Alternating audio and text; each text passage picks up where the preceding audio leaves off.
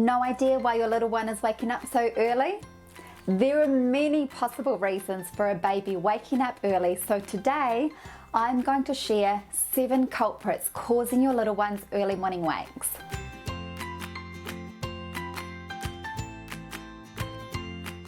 Hi there, I'm Kat, a paediatric sleep consultant from Baby Sleep Team. Welcome to our YouTube channel. Our mission is to help exhausted parents teach their child to sleep well so that you can have a happy, healthy family. Don't forget to subscribe to our channel so you don't miss out on all our baby and toddler sleep advice. Early morning wakes are easily formed, yet some of the hardest ones to break. They also impact the majority of families at some point. There is not, unfortunately, a simple one response answer to get a quick fix, as there are multiple factors that can cause an early morning wake. So the objective of this video is to highlight the main causes to help you troubleshoot exactly what may be going on. Before I dive in, it's really important to understand the biology. It will help you appreciate your child is not simply a terrible sleeper, and there are a lot of factors that go against them to create an early morning wake. I also wanted to clarify what I define as an early morning wake up. I am referring to a wake up between 4 a.m. and 6 a.m. Any wake up time before 4 a.m. would still be considered a night wake. Any time after 6 a.m. is considered a normal, healthy time for your baby to wake up. It might not suit you to wake up that early, but as far as infant and toddler sleep goes, that is actually considered a normal, reasonable time. So let's dive in. This chart shows how our babies and toddlers cycle through different sleep stages through the night. As the night progresses, they spend less time in the deep stages of sleep. In fact, they don't experience deep sleep for the second half of the night and cycle between stage 2, which is mid-sleep, and stage 1, which is light sleep only. When our children are in the light stage of sleep, they can be easily awakened. This chart shows the relationship between our melatonin and cortisol hormone levels. Melatonin is a sleepy hormone that helps us to fall asleep and stay asleep. Melatonin levels naturally rise between 6 p.m. and 7 p.m. and they peak around midnight.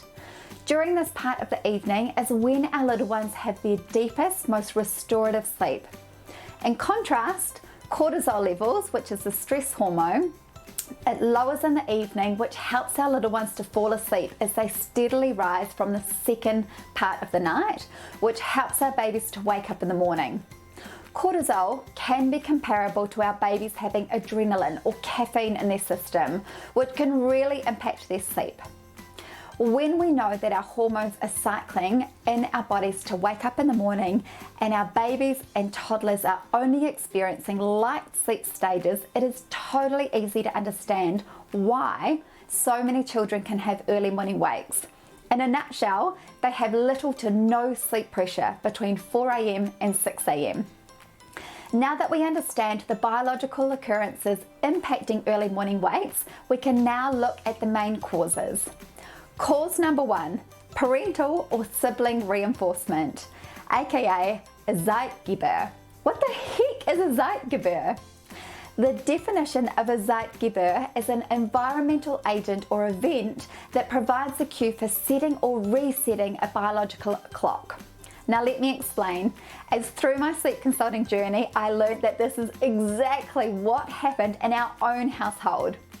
At 5:18 a.m, our youngest daughter Evie would start stirring and make some noises. She was 11 months old at the time and sleeping in our bedroom, which was right next to our eldest daughter Annabelle's bedroom. Evie would wake Annabelle up when stirring, who would then jump out of bed, come into our room and go straight to Evie's crib. Evie would then fully wake. That sealed the deal with the wake as it reinforced the habit, which went on for weeks at exactly 5:18 a.m. The same thing happens so often in families. Parents go in to try and calm or quieten their babies, but as soon as their little ones see them, that actually resets their biological clock to wake at that time of the day. Cause number 2, the sleep environment is not right.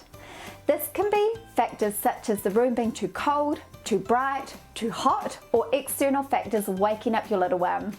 The good news is that these factors can be resolved easily by parents. Ensure that you have your child's room at a comfortable temperature between 65 degrees Fahrenheit and 72 degrees Fahrenheit, and dress appropriately in a swaddle blanket or a sleep sack.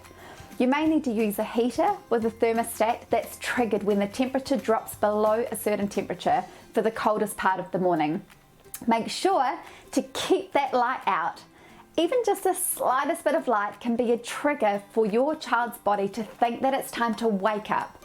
Here is where you can get creative and do whatever works to block out the light. If you hold your hand up in front of your face, can you see it? If you can, the room is not dark enough. Do rubbish trucks come past super early, or do you get up early for work or for exercise?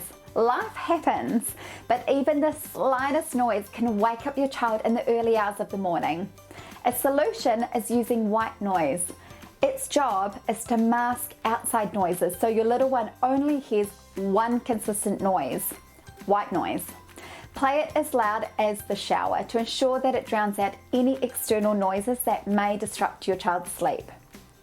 Cause number 3, bedtime is too late. Contrary to popular belief, a later bedtime does not equal a later wake up. The opposite is actually true. Although it seems counterintuitive, earlier bedtimes can actually help to resolve an early morning wake. Cause number 4, the first nap of the day is too early. The timing of your child's sleep in the morning can result in their little body treating it as a continuation of nighttime sleep. If their bodies view that nap as an extension of their night sleep, for example, they've been asked to sleep from 7 p.m. right through to 10 a.m. They will therefore wake up early so that they have enough sleep debt to be able to sleep until 10 a.m. once they go down for their morning nap. Cause number 5, baby is overtired or undertired at bedtime. Overtiredness can be caused when the last wake window of the day is too long for your child. Overtiredness triggers the production of cortisol, the stress hormone, and this hormone makes it difficult to fall asleep and stay asleep. Logically, you would think that if our babies are overtired, they would sleep longer, but that's simply not the case. Overtiredness can be also caused by not enough day sleep. If babies are not getting enough sleep during the day, or they are only taking short naps and not having deep restorative sleep, they will be operating in a state of overtiredness. You may need to bring bedtime forward to compensate with short naps, or up until 7 to 8 months of age, you may need to squeeze in some bridging naps to avoid your child becoming overtired. Conversely, your baby may be undertired and getting too much day sleep. When looking at our baby's sleep, we look at it over a 24-hour period. So if they've slept for too long during the day, they may not have enough sleep pressure for bedtime. Cause number 6, hunger. Your child may genuinely be hungry if it has been a long time since their last feed. The tricky part is determining if it's genuinely hunger or out of habit or comfort. This can be particularly common in babies that have been recently weaned off night feeds, or they need to start solids.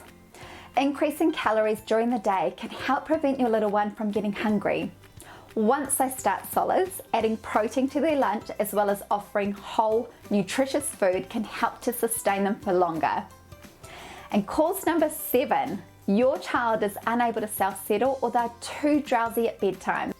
Lastly, if your baby or toddler is unable to fall asleep on their own at bedtime and they rely on you to go to sleep, it is unlikely that they will be able to put themselves back to sleep at 5 a.m. There can also be confusion or a misunderstanding about drowsiness, whereby parents think that their baby is put down awake, but they're actually already in their first sleep cycle. It's therefore a surprise when children wake up as parents thought that they were able to fall asleep on their own, when in fact that wasn't the case. This is where your child will need to work on their self-settling skills. By working on their self-settling skills to have the ability to fall asleep on their own at the start of bedtime, this will help them infinitely for not only early morning wakes, but also night wakes. Phew, that was an extensive list, but early morning wakes can be such a challenge for so many families. Now you know the main culprits causing your little ones wake. You can make a plan to fix it. Do you need extra help to tackle your little one's early morning wakes?